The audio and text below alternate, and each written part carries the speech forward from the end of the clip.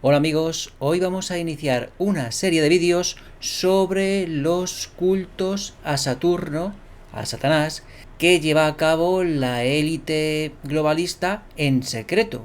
Y para llevar a cabo esta serie de vídeos tenemos con nosotros a Adrián González. Hola Adrián, ¿qué tal estás? Hola, apellido. Estoy muy feliz de estar aquí contigo. Pues Adrián tiene un canal de YouTube titulado Super Sapiens. Y además de ser abogado y dramaturgo, ha escrito un libro titulado Parar un año que encontraréis en Amazon.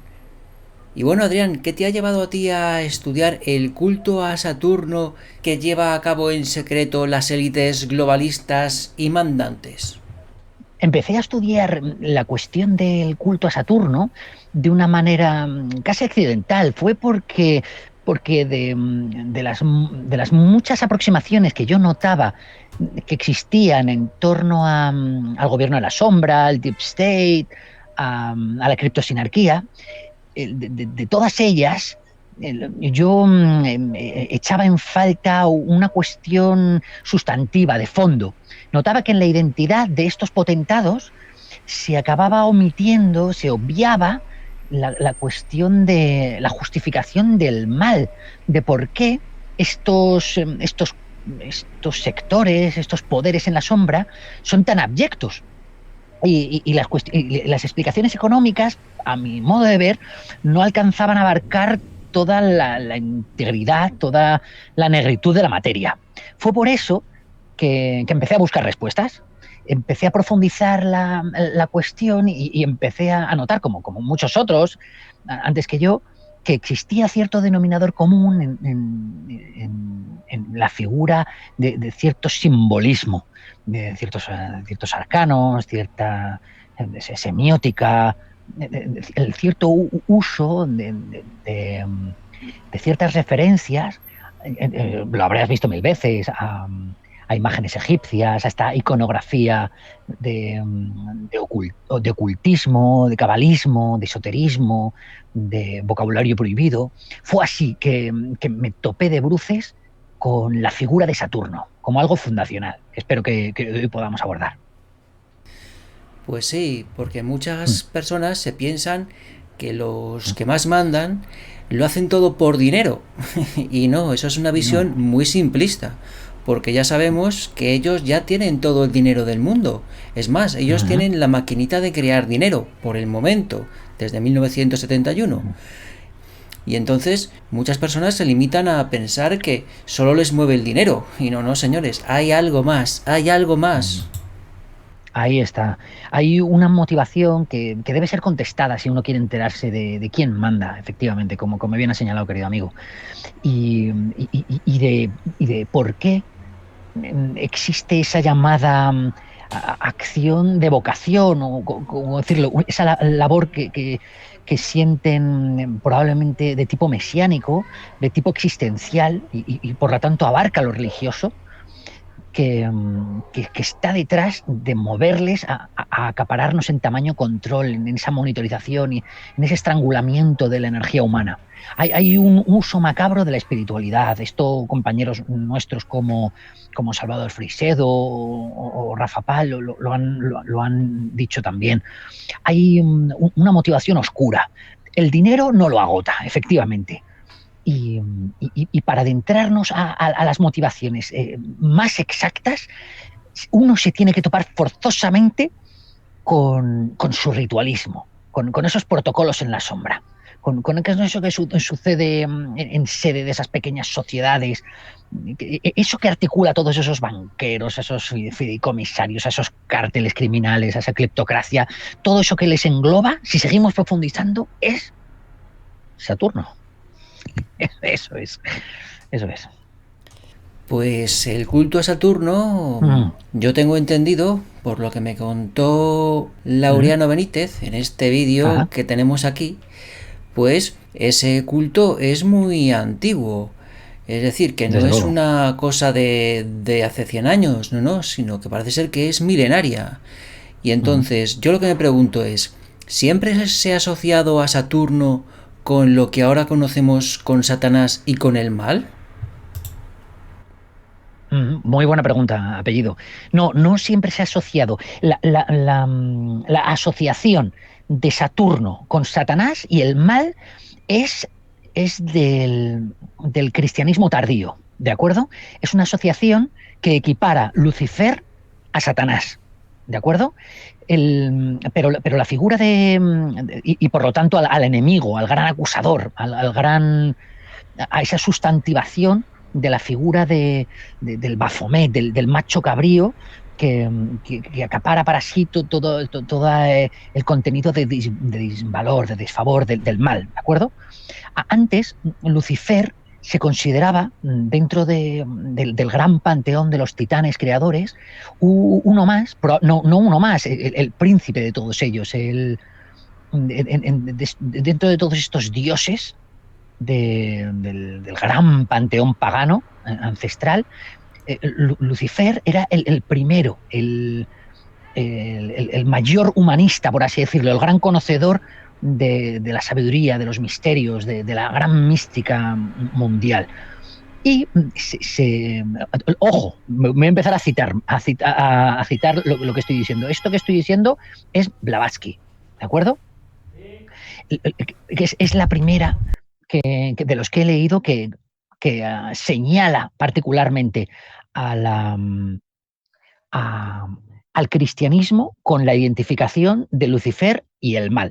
Anteriormente, Lucifer, o lo que pudiéramos denominar de una manera más laxa, Satán, estaba más asociado a la hermética, a esa gran figura de Hermes, esa figura que los egipcios llamaban Tot, que, que se profesaba o a la que se le rendía culto como garante de conocimiento, como ese gran príncipe de las letras, el príncipe de los intelectuales, le diría Unamuno. Y podremos remontarnos más atrás, ¿eh? En cuanto tú me des luz verde a esas cuestiones, yo te abordo más la cuestión de la genealogía. Pero sí, no, fue a partir del cristianismo que se identificaron Satanás y Lucifer, hermano. Vale, entonces la asociación de Lucifer y Satanás y de estos dos figuras con el mal se hizo ya en la era cristiana última. Mm. Vale, pero Eso es exacto. yo recuerdo de mis estudios de mitología griega que Sí, Saturno era Cronos, el dios del tiempo, que sí. devoraba a sus hijos a medida que iban naciendo para evitar que uno de ellos le destronase. Ese que le Sí, sí, destronó sí, fue sí, sí, Zeus, sí. Júpiter, que es el mayor de los planetas del sistema solar. Ujú, Entonces, este Saturno de la mitología griega, este Cronos, ujú. mm, Sí, también en el pasado fue un dios de las mitologías que precedieron a la griega, porque la griega clásica pues es del sin duda. 800 antes de Cristo. Y claro, ya sabéis que antes de los griegos pues estaban, yo qué sé, los fenicios o los sumerios o los egipcios. Sin duda. Entonces, ¿con qué otros dioses se asocia a ese Cronos griego, a ese Saturno latino? La plasmación más antigua, no sé si es Marduk, que creo que es una plasmación fenicia, o Baal de los cananeos, pero desde luego es una representación de la deidad solar, ¿de acuerdo? Ahora mismo dudo incluso de si es la manifestación persa anterior. Es muy buena pregunta, muy bien traída. Conseguiré la respuesta a esta cuestión, pero ya te empiezo a introducir que una de las más antiguas que nos interesa a efectos de dilucidar que sea esto del culto a Saturno es el Jalel. Jalel, que es un término hebreo, fue lo que San Jerónimo tradujo por primera vez por Lucifer, Luciferius, el portador de luz. Eso ha tenido muchísimas plasmaciones, por ejemplo, en el Hallel judío es el Helios griego que tú has mencionado, sé que por supuesto, Dioniso también, Marduk. Marduk, es que no sé si es o no de los fenicios, ¿eh? Eso te lo tengo que contrastar. Y desde luego es el Baal de los cananitas. Verás dentro de poco que efectivamente esta categoría de Saturno engloba a muchísimas divinidades y que todas ellas están conectadas por la figura de la deidad solar. Es decir, que aunque nosotros pudiéramos asociarlo a un planeta, nosotros, por ejemplo, Saturno, Cronos, lo asociamos al planeta Saturno, al del anillo, ¿verdad? Y aunque esto es exacto como fenómeno astrológico, de manera religiosa, el término Saturno engloba a muchísimos más planetas, abarcando también a nuestro Sol y también al planeta Venus, el Sol de la tarde, al que se le llamaba el, literalmente, ¿no? Sol de la tarde. Sé que Lucifer, con arreglo a la mitología griega, Fósforo, era el hijo de Helios, el dios del sol, el dios del amanecer, en evocación de la mitología egipcia de Horus, que también engloba, ¿de acuerdo? Veremos que Horus es otro de esos dioses antiguos que abarca el término Saturno, entendido en sentido religioso, ¿eh? Eso es, exacto, hermano, eso es. Tengo entendido que a Saturno también se le llama el Sol Negro, ¿o no? Sí, efectivamente, ese es el quid. Y eso que acabas de traer es lo más importante para entender el culto a Saturno, hermano. Porque su naturaleza de sol negro, ¿de acuerdo? Hay una cuestión importante para entender este ritualismo esotérico y es la iniciación en los misterios o la iniciación en los saberes, en las ciencias o la filosofía místicas, ¿de acuerdo? Uno de sus precedentes más insignes es lo que sucedía en Eleusis, en Grecia, o en Delfos, otro templo de la antigüedad de conocimiento, o en Sas, en Egipto, donde, durante algunos meses del año se adoraba a Febo Apolo y que eran los meses más próximos al equinoccio, al solsticio de verano, perdón, y durante los meses más próximos al solsticio de invierno se adoraba a Dioniso, al que se llamaba el Sol Negro. ¿De acuerdo? Esta denominación de sol negro es lo más definitorio aquí, y no su equiparación con uno u otro dios. Tiene que ver, el culto a Saturno evoca precisamente eso, la idea de buscar el conocimiento a través de la renuncia a la luz.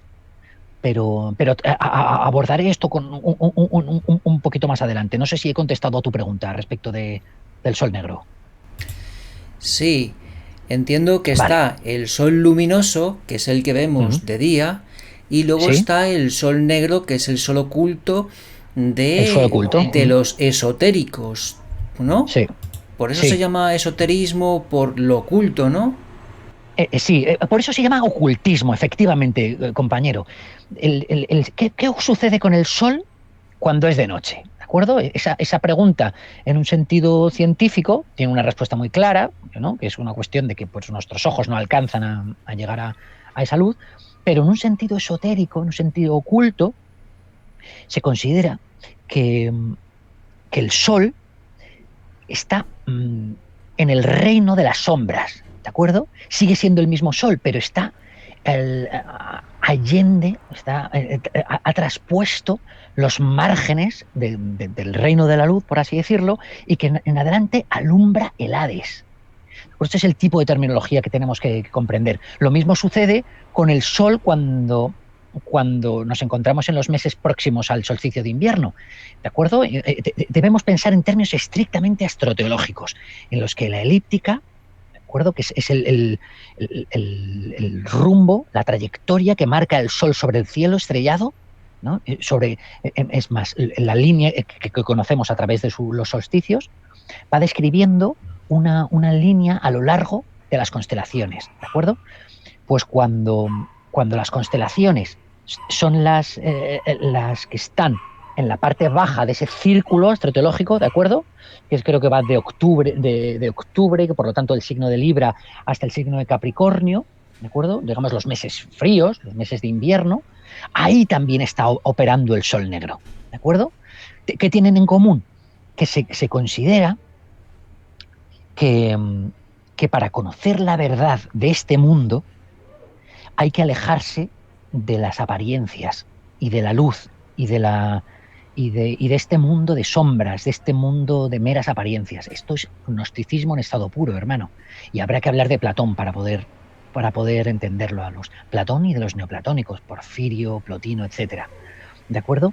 Se trata de que el sol negro es la indicación, la prueba, el mayor indicio de que alguien ha entendido que para rastrear, para observar, para determinar los misterios de este mundo, su conocimiento y su sabiduría y ese camino, en esa iniciación, uno tiene que renunciar al sol y preferir ese lado camino de las sombras. ¿De acuerdo? Es la vía del ocultismo. Lo explicaré más adelante mejor. Y entonces veo que hay como una dualidad, el sol luminoso y Sí, el sol negro. Y, efectivamente. y que dentro de esos dos bandos, de esos polos enfrentados, pues en cada bando hay diferentes dioses. Por ejemplo, en el sol luminoso está Apolo y otros dioses. Y que en el sol oscuro pues está Dionisio, Baco y otros dioses. Efectivamente. ¿Qué otros dioses están junto con Dioniso en el sol oscuro? Y viceversa, ¿qué dioses están en el lado luminoso, más o menos? ¿En qué?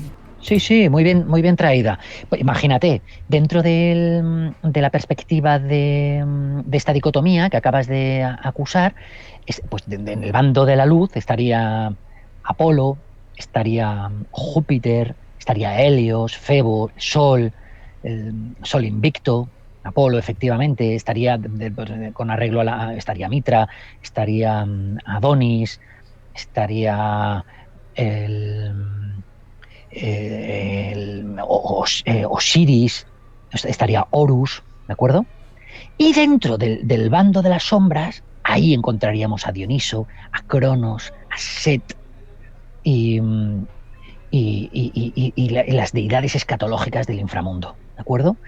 Todo ese contenido de oscuridad, de iniciación, estaría también Orfeo, estarían todos los dioses, semidioses, todas esas figuras que hablan del recorrido espiritual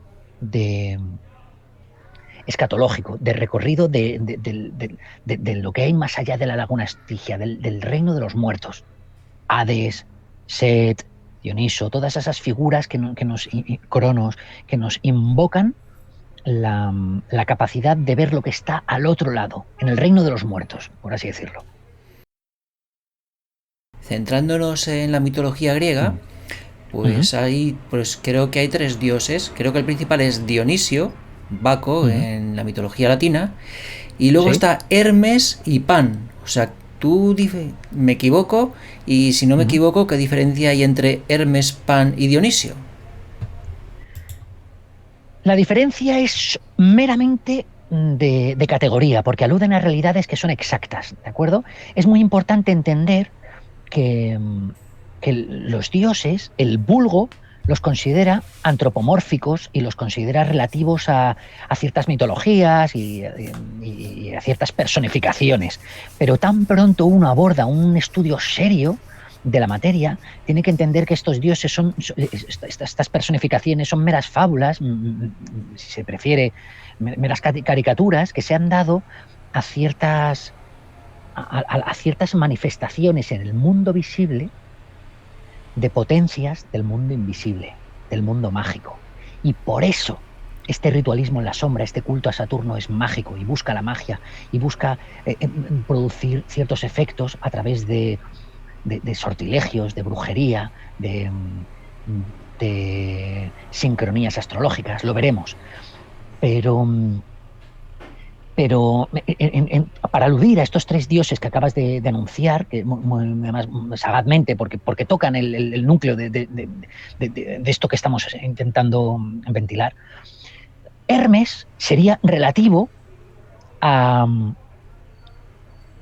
Bueno, sabemos que con arreglo a la mitología griega, Hermes es el latino Mercurio, es el dios mensajero de los dioses y por lo tanto, dentro de la iniciación, en la sabiduría, que dentro de Grecia encarnan discípulos suyos como Asclepio y posterior culto a la serpiente, ¿cómo se llama el culto a la serpiente?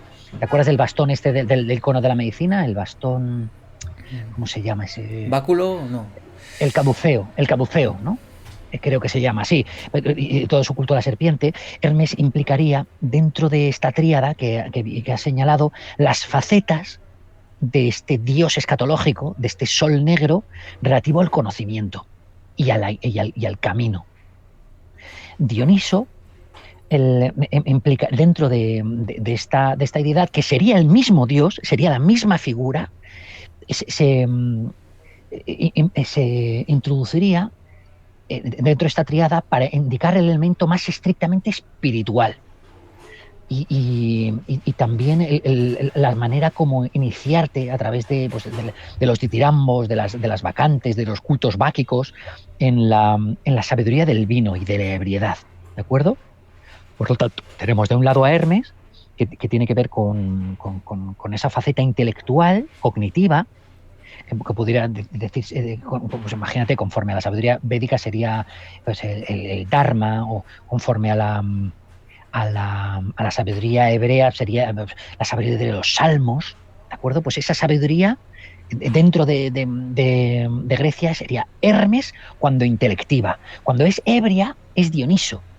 Y Pan alude, como de edad menor, ojo, hay que decir que dentro de la mitología estas son criaturas diferenciadas, cada una tiene sus padres, sus madres, pero desde la perspectiva religiosa son lo mismo. Y Pan implicaría el contacto a la naturaleza, ¿de acuerdo? Pan como genuino híbrido, como una fuerza elemental mágica de la naturaleza, literalmente medio cordero, medio hombre, corresponde a ese servidor de Dioniso, que ¿cómo se llamaba? Sileno, y Nietzsche solía aludir a él, que el rey Midas se propuso conquistar, etc. En la mitología nos habla de muchos personajes. Y si hacemos una lectura cronológica, podemos confundirnos, porque a veces nos presenta que uno es el padre o el abuelo o el sirviente de otro, pero no debe confundirnos esa fábula, esa historieta. Eso es solo exoterismo, eso es una historia, digamos, para instruir a través de símbolos, de representaciones. En realidad está aludiendo a los mismos principios de la naturaleza, a las mismas fuerzas mágicas subyacentes y a las mismas instituciones. Pero sí, esa sería una distinción. Bueno, aparte de Dionisio, Hermes y Pan, ya hemos dicho que había más figuras. Sí, teológicamente vinculadas a estos tres, ¿no? Claro, ¿cabe señalar por tu parte alguna otra más que...? Sí, sin duda, sin duda. Desde luego, no se puede hablar de Dioniso sin hablar de Apolo. Apolo era el dios de los sueños y ambos dos estaban implicados dentro de estos caminos esotéricos y del ocultismo en Grecia, que se dispensaba cada 5 años en Eleusis. Por ejemplo, en el templo de Apolo, en el oráculo délfico, los sacerdotes traían a la Pitia, que era una virgen de buenas costumbres y familia humilde, refinada, y la sentaban sobre un trípode de bronce, sobre una grieta. En esa grieta se decía que Apolo había dado muerte a Pitón, había dado muerte a la Pitón, y que los efluvios de esta Pitón, de ahí la palabra pitonisa, producían cierta embriaguez, producían cierto embelesamiento en la Pitia, en la pitonisa, y que ella entonces decía el oráculo, porque ese humo, esa especie de revelación sagrada apolínea se hacía presa en ella. Para que veas que hasta qué punto también Apolo, por más que sea una figura divina de la luz y de lo que pudiéramos decir del bando del bien, por así decirlo, también tiene cierto esoterismo y cierto ritualismo oculto, y es necesaria cierta mística. Su hermano Dioniso ya sabemos quién es. también dentro de este culto están su respectivo abuelo, que sería Cronos, como uno de los como estos dioses que eran de la primera generación de dioses, que eran titanes, y que se asocia a las cosechas y al tiempo. Ya en un día me acuerdo que tú y yo conversando aludíamos a propósito del culto a Saturno a la veneración del tiempo y de por qué Blavatsky consideraba que, que los que unos adoraban al cielo, otros al transcurso del cielo, al tiempo, adoraban a Cronos, y otros directamente, según Blavatsky, como los cristianos adoraban directamente al sol. Pues Cronos es otro que habría que sumar a esta tríada para entender esta escatología de este culto en la sombra.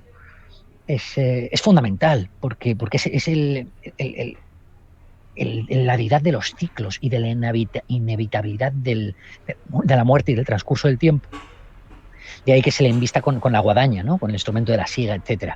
Y de otro lado habría que añadir, si nos vamos a quedar con a efectos estrictamente didácticos, con la mitología del panteón griego, habría que aludir a Hades como dios de ultratumba, de las estancias subterráneas, que alimenta las religiones herméticas, también como el orfismo, culto Orfeo, la persona que bajó al mundo subterráneo, ¿no? Como Jesucristo, que bajó al submundo durante esos 3 días que estuvo muerto, Orfeo. Y de otro lado,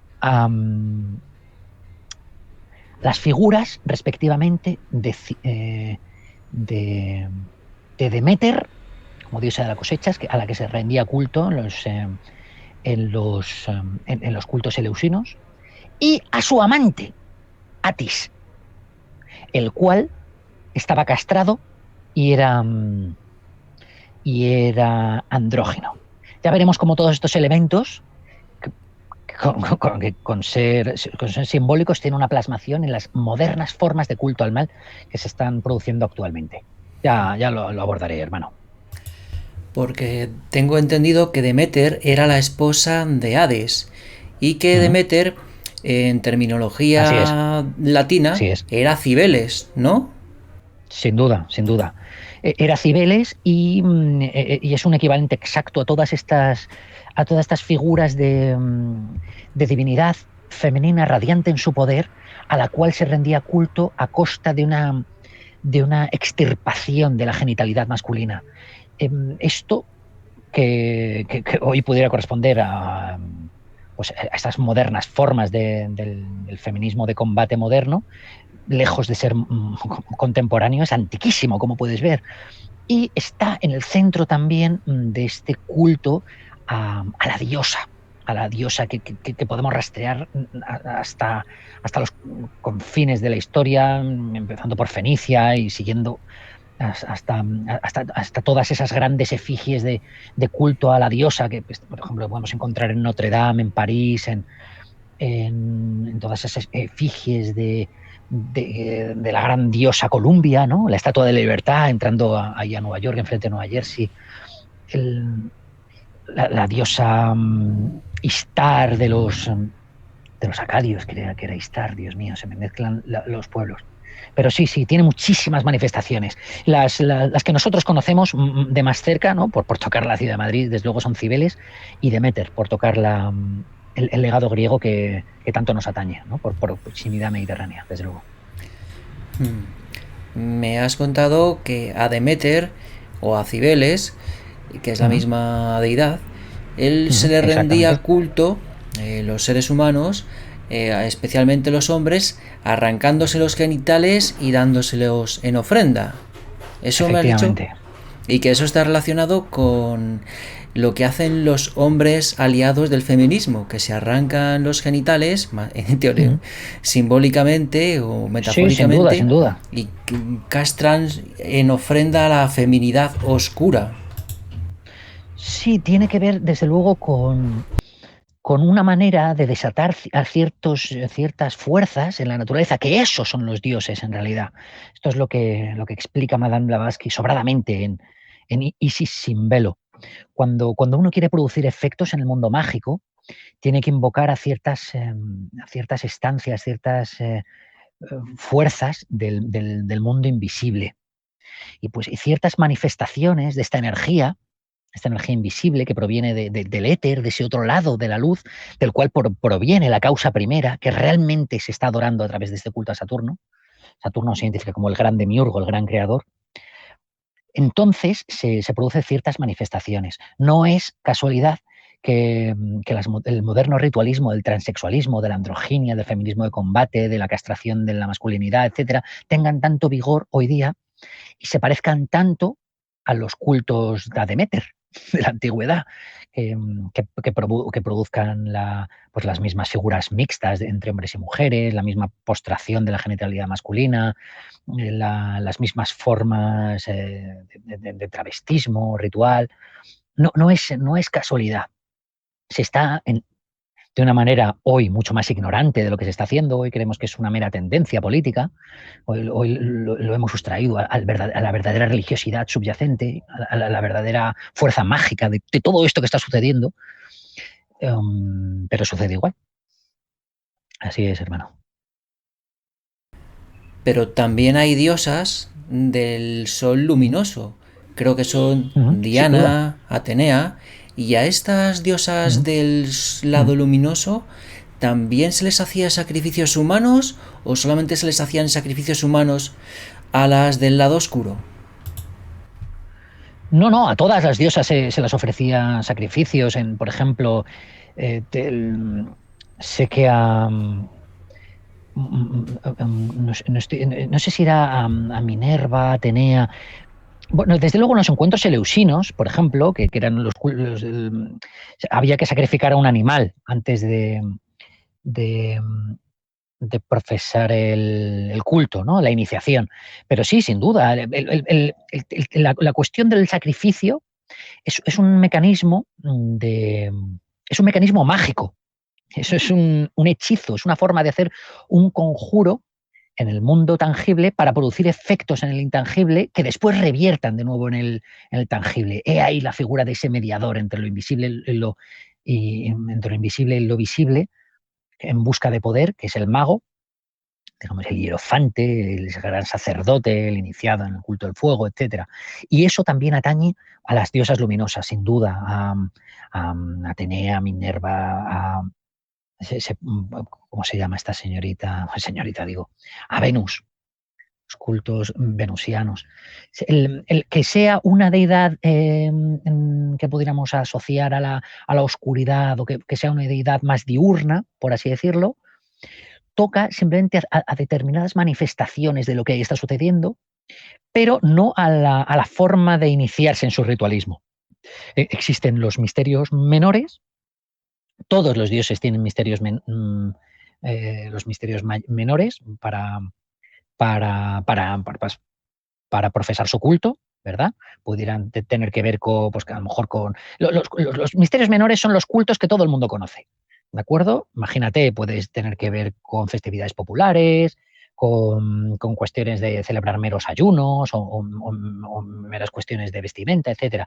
Pero si uno quiere abordar los misterios mayores, que tiene que ver con una profundidad mayor en la liturgia, podría considerarse dentro del cristianismo que el misterio mayor es la Eucaristía, ¿verdad?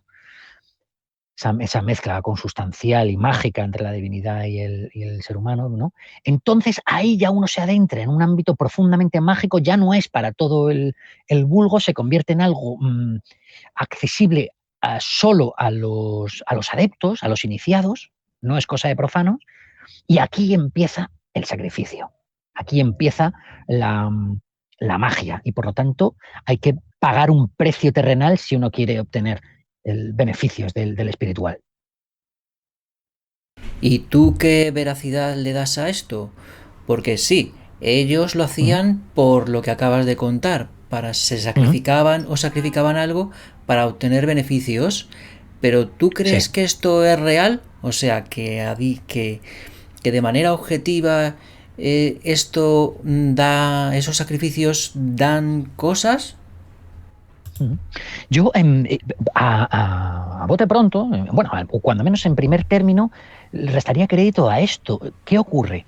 Que, que cuando uno escarba en un análisis del mal actual, en la forma del caso Bar España, de las niñas de Alcácer, del Pizzagate, de tantos y tantos ejemplos de pedofilia ritual, de asesinato coreográficamente orquestado, de, de pederastia, de tráfico de esclavos, de utilización de fetos, de cadáveres de niños, secuestro al por mayor. Cuando uno analiza esto, tiene que toparse con el hecho de que esto trasciende el mero vicio y las meras inclinaciones irregulares de la libido, como la mera pedofilia, que esto tiene origen en un ritualismo superior y que por lo tanto la gente que lo profesa sí cree que tenga efectos, que sí existe cierta magia. Cuando uno descubre que por ejemplo, tocando el tema de las Torres Gemelas, que el asesinato coreográficamente orquestado de tantos miles de personas se celebró el 11 de septiembre, que es el día astrológico del ascenso helicoidal de Sirio y que por lo tanto es un día predilecto para obtener por medio de sacrificio efectos del mundo espiritual y bendiciones, ¿no?, por parte de estos dioses en la sombra. Cuando uno descubre este hecho, debe llamar la atención. Hay gente especializada en detectar el trasfondo astrológico en materia del coronavirus y de cómo este gerontocidio, estas muertes que se ha producido a esta gran parte de la población, se ha producido en fechas muy, muy concretas del calendario y que encima se nos revelaban números de muertos con una relevancia numerológica. Es decir, que aunque nosotros, profanos, gente de la calle, como yo, no demos crédito porque no hemos sido instruidos en esta sabiduría esotérica, en este misticismo práctico, en este ritualismo, hay infinita literatura, véase neoplatonismo, alquimia, del cábala, magia, examínese por favor los relatos de los rosacruces, de la masonería, de los druidas, piénsese, por ejemplo, en los sacrificios que hacen. Un ejemplo importante para entender esto de la magia y del sacrificio, etcétera. La figura del fakir. La figura del fakir no como los mendigos musulmanes que en buena parte del mundo se consideran fakires. Yo hablo del verdadero fakir, de estos expertos, de estos sacerdotes en la India que practican la automortificación de una manera sofisticadísima y que se autoinfligen horrendos padecimientos en la absoluta convicción de que todo lo que menoscabe en su cuerpo en este mundo elevará su alma en el mundo astral, en ese mundo en el que están esos dioses a los que se invoca a través de toda esta panoplia. Pienses en todas esas regularidades. ¿Tiene virtualidad? Yo no lo he visto. Sí que como persona creyente considero que el mundo todo es un milagro y que existe un mundo invisible. Que se pueda, la única manera que yo conozco de invocar esa fuerza invisible es la oración y la meditación. Pero que haya gente que utilice la magia de maneras más concretas, con menos pudor y de una manera más sádica, más sin misericordia y más terrible, es algo que a día de hoy me ofrece pocas dudas. Yo sí creo que suceda. Creo que el vulgo al que pertenezco está privado, deliberadamente sustraído a estos rituales, pero que hay pruebas y que encima en la pop culture, en esta cultura popular, se nos la introduce siempre en términos de ficción. Hablábamos a micrófono cerrado hace poco de Harry Potter, ¿no? De esa sociedad paralela de magos con una sangre mágica especial que gobierna el mundo de las sombras, o películas como la de Eyes Wide Shut de Kubrick, ¿verdad? Que te plantea todo este ritualismo esotérico en estas sociedades de gran élite. Creo que el pueblo cree que es cuestión de ciencia ficción, pero los que están en la sombra creen en ello. Y nosotros solo vemos un rastro de cadáveres, un rastro de crueldad, un cuerpo de un delito, pero haciendo una lectura criminológica creo que no alcanzamos el fondo, que la interpretación mágica ofrece muchísimas más posibilidades. Yo no tengo ninguna duda de que las élites mandantes realizan estos rituales.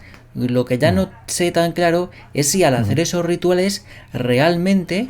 consiguen lo que se proponen, consiguen ese don del sol oscuro que piden al sacrificar a los niños, etcétera, etcétera. Por lo que tú me acabas de contar, he entendido que tú crees que sí se consiguen los dones pedidos cuando uno reza y medita. Entonces, para que los oyentes conozcan cómo eres, Mm. ¿tú eres cristiano o si tú meditas y rezas, a qué Dios le rezas? ¿Y crees que cuando tú rezas y meditas se te da lo que pides?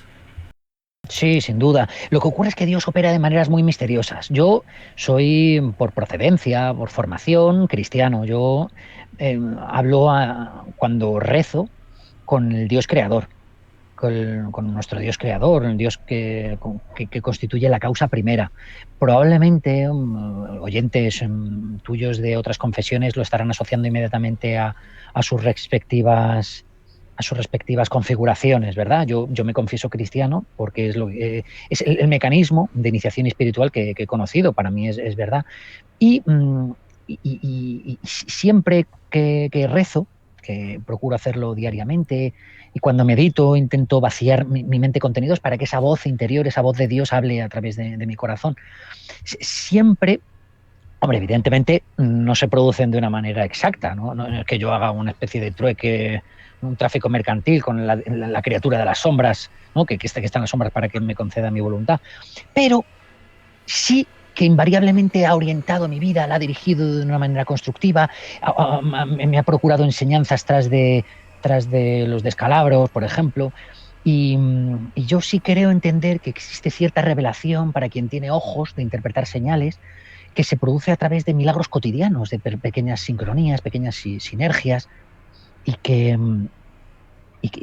eso pertenece al haber de la vivencia anímica de cada uno de nosotros, ¿no? Todos somos testigos de la divinidad con pequeñas cuestiones.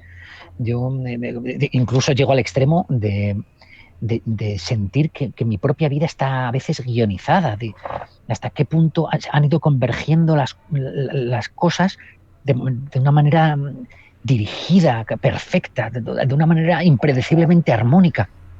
Yo soy, ya me conoces, soy desde muchas perspectivas muy radical. Yo creo en una figura inteligente ordenadora, no creo en la teoría de la evolución tampoco, por ejemplo, que sé que puede ser polémico. Y no es mi intención crear polémica ahora en tu canal con ese asunto, ni mucho menos, pero sí que creo que existe una manera íntima de dirigirse con Dios que, que atañe a nuestra conciencia, a nuestras acciones y y eh, a esa capacidad de congruencia y bondad y de principio que después, ¿no? A la que tendremos que someter a prueba cuando comparezcamos ahí arriba, ¿verdad? Pero, pero, pero hay una manera de hacerla inocentemente y otra más macabra, con más prisa y que proporciona mucho más poder, que es el llamado pacto faustino, ¿no? Esa idea de vender tu alma al demonio. La propia Blavatsky, en el libro que te comentaba antes, de Isis sin velo, denuestra a estos, porque Blavatsky no cree que ella profese ningún culto malévolo en absoluto. Ella se considera teosófica, una filántropa, una humanista.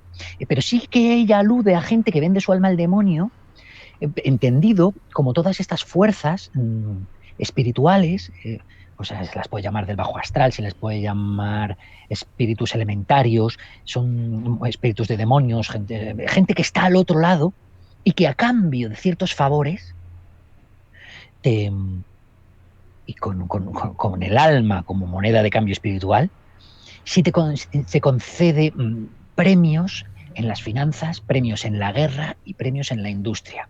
Premios aquí, en este mundo, a costa de de una gran prestación que en este mundo material desconocemos. Nosotros no sabemos lo que valemos. Sí, ojalá luego te logre hablar un poco hablando de mitología griega, de las edades del hombre y de quién era Cronos en el contexto de la creación del mundo, con arreglo a la visión griega, que a este respecto tiene mucho que decir. Luego, si me lo recuerdas, te hablo de eso, que es muy clarificador. ¿Y el cristianismo qué sería? ¿Un culto al sol luminoso? Sí, claro, claro. El cristianismo no cabe duda que utiliza de muchísimas de las evocaciones y de los símbolos de la antigüedad para referirse al Dios creador, redentor de vivos y muertos, que, que ilumina el mundo y ofrece un sendero de verdad y de iniciación en el conocimiento sagrado.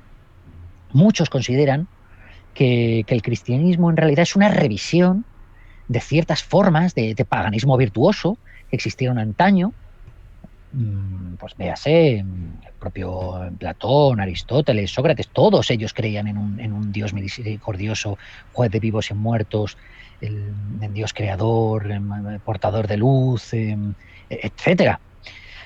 ¿Qué sucede con el cristianismo? Que proporciona una versión íntima y actualizada de estos mismos misterios.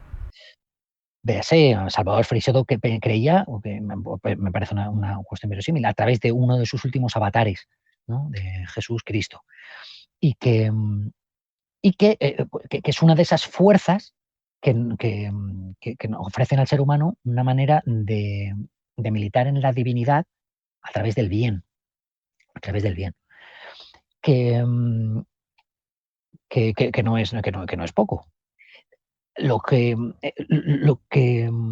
se ha dicho a este respecto por parte de, no sé si estás al corriente de este movimiento del Zeitgeist y, bueno, todos estos que consideran que el cristianismo no es más que un mero culto al sol, ¿no? Se dice, ¿no? Porque es verdad pues hay muchísimas deidades que tienen unas concomitancias brutales con la figura de Jesús de Nazaret, ¿no? Pues Horus, Dioniso, Mitra, Apolodoro de Triana, no, es que a lo mejor estoy mezclando.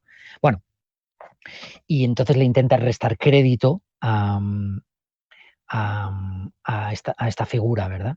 Y en mi caso, para mí, no lo resta, sino que lo enriquece porque le proporciona muchísima más antigüedad al cristianismo, muchísima más de la que hubiéramos podido pensar. Desde luego, en las ciudades actuales están construidas en torno a iglesias, ¿verdad? Estas iglesias, por ejemplo, ahora estoy aquí en Alemania, en Nuremberg, y las iglesias, muchas de ellas, en vez de tener una cruz, tienen un reloj, un reloj. Y esto es curioso porque ya evoca la figura de Cronos, del tiempo, ¿verdad? Y de cómo se adora en el fondo el transcurso del sol en el tiempo. O sea, que ya no sería solo una adoración del sol, sino una adoración del tiempo. Luego, otros dirían que no, que también está equivocado y que todo esto pertenece, que en realidad el Dios creador no está atrapado en el tiempo, sino que está más allá, es el Dios del mundo intempestivo y que por tanto es Urano, que es el padre de Cronos, ¿verdad? El que habría que rezar. Y que ese es un Dios que meramente compete a la naturaleza y a las estancias salvajes y a los garantes de la sabiduría indígena ancestral, etc. Yo sospecho que mientras uno mantenga un principio, un componente de bien y sea consecuente con las voces de su conciencia, está rezando al Dios verdadero. Yo solo sospecho, pero bueno, de esto podríamos debatir, claro. ¿Quién era el padre de Cronos? ¿Quién era el padre de Saturno? Urano era el cielo imperecedero. Es una manera de plasmar la eternidad o el cielo de los cielos. Por ejemplo, la noción cristiana de cielo está marcada de esta deidad. Si uno comprueba los tratados de mística, bueno, clásicos medievales, se da cuenta de que la configuración espiritual del cristianismo se basaba en el ascenso por diversos cielos, ¿no? Del mismo modo que en el libro de Enoch, ¿no? En el último de los cielos está el Padre Eterno en su trono, ¿verdad? Pues en la configuración medieval pues habla de que las distintas luminarias se van colocando en distintas capas del cielo, en distintos cielos. Luna, Sol, Mercurio, Venus, Júpiter.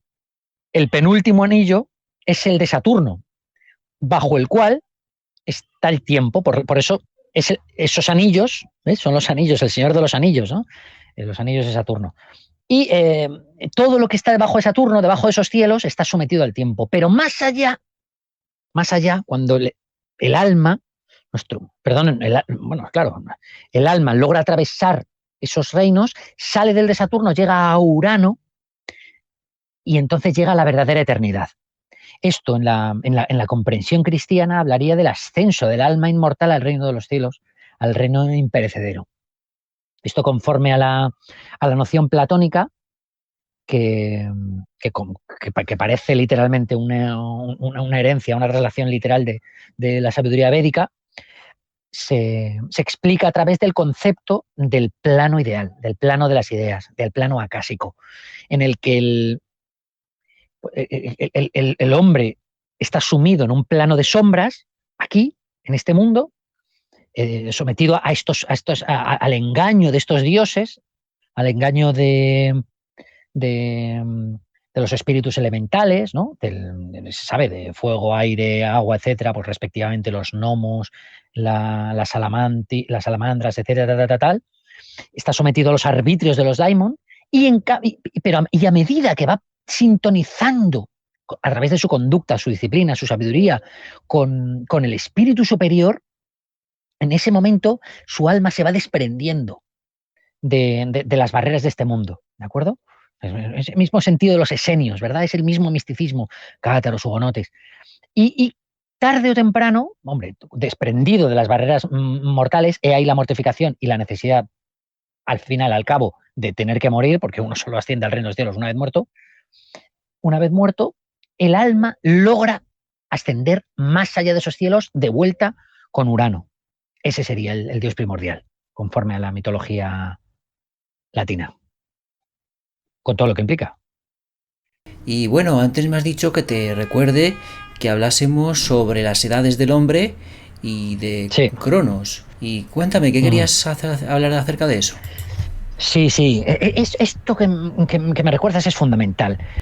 Hay una manera alternativa a explorar el mito genético del mundo, el mito del Génesis, una manera alternativa al Génesis bíblico, y es el Génesis conforme a la literatura latina. Y está contenido de una manera muy hermosa en Ovidio, en la Metamorfosis de Ovidio.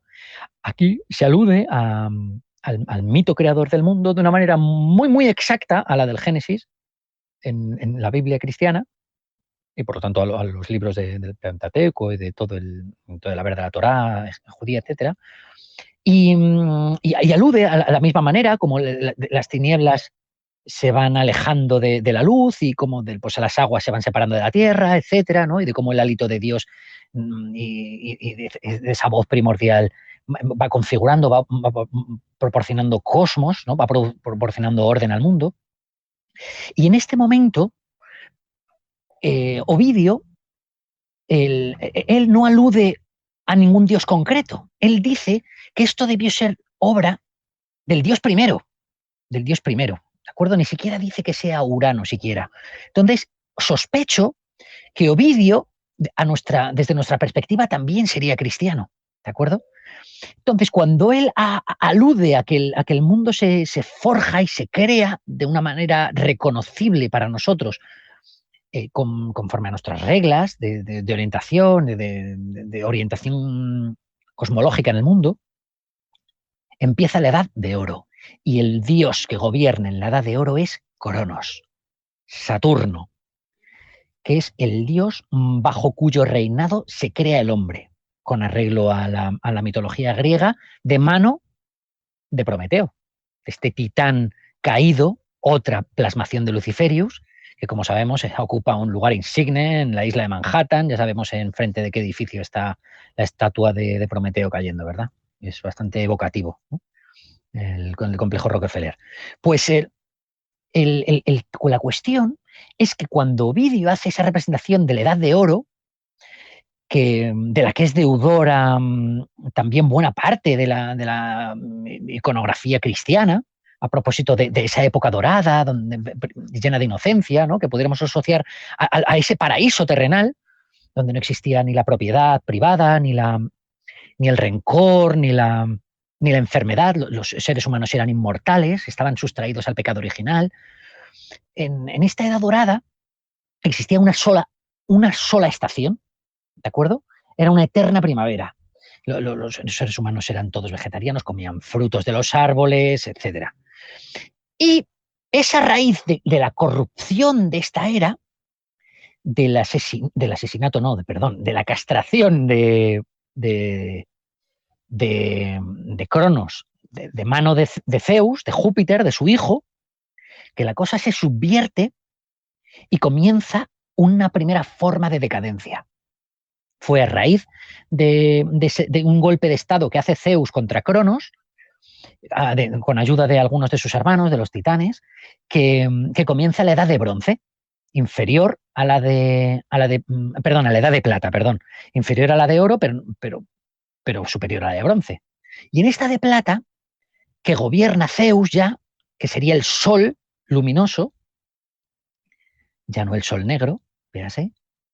Fíjate, estoy intentando rescatar esto para que veamos cómo este ritualismo a Saturno es muy antiguo y que en la propio Génesis latino, que proporciona Ovidio, el romano, ya se alude a que hay una cierta injusticia y una cierta degradación en el momento en el que a Saturno se le arrebata su reino de oro y se le conduce a una estancia inferior de mano de Zeus. Empiezan las estaciones, las estaciones, es decir, el transcurso del tiempo de una manera circular tal y como la conocemos, los hombres empiezan a envejecer y se empiezan a forjar armas.